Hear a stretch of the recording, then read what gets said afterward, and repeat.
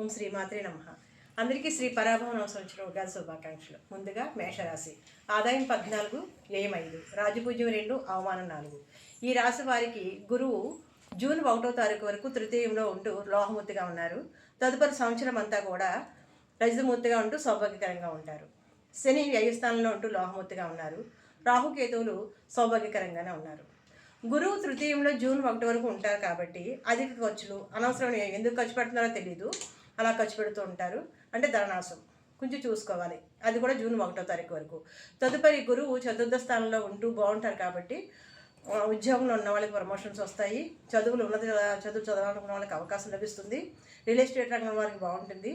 ఈ సంవత్సరం ఖచ్చితంగా కూడా ఇల్లు కట్టుకోవాలనుకున్న వాళ్ళకి, వాహనం కొనుగోలు చేయాలనుకున్న వాళ్ళకి ఖచ్చితంగా ఈ సంవత్సరం కొనుక్కోగలరు.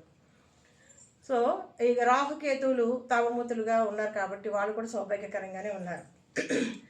కాకపోతే శని ఏలినాటి శని జరుగుతుంది మేషరాశి వాళ్ళకి ముఖ్యంగా. అందువల్ల ఏంటంటే పని ఒత్తిడి కొంచెం ఎక్కువగా ఉంటుంది. పని ఒత్తిడి ఉంటుంది కాబట్టి తర్వాత కొంచెం పాదాలకి, అంటే పర్టికులర్గా కాళ్ళకి, నరాలకి, పాదాలకి సంబంధించిన వ్యాధులు సంభవించడానికి అవకాశం ఎక్కువ ఉంది కాబట్టి తగిన జాగ్రత్తలు తీసుకోవాలి. దీని గురించి దైవశక్తి, దైవబలం గురించి మాత్రం రుద్రాభిషేకం, శివారాధన, ఆంజనేయ స్వామి, హనుమాన్ చాలీసా చదవటం, శనివారం వ్రతాల నియమాలు పాటించడం వల్ల వీళ్ళకి ఇంకా మెరుగ్గా ఉంటుంది. ఇది ఈ సంవత్సరం ఉగాది పరంగా ఎలా ఉంటుంది మేషరాశి వారికి అన్నది చెప్తున్నాను. వ్యక్తిగతంగా తెలుసుకోవాలనుకుంటే కనుక కింద స్క్రోల్ అవుతున్న నెంబర్కి కాంటాక్ట్ చేయండి. నమస్కారం. Please subscribe my channel.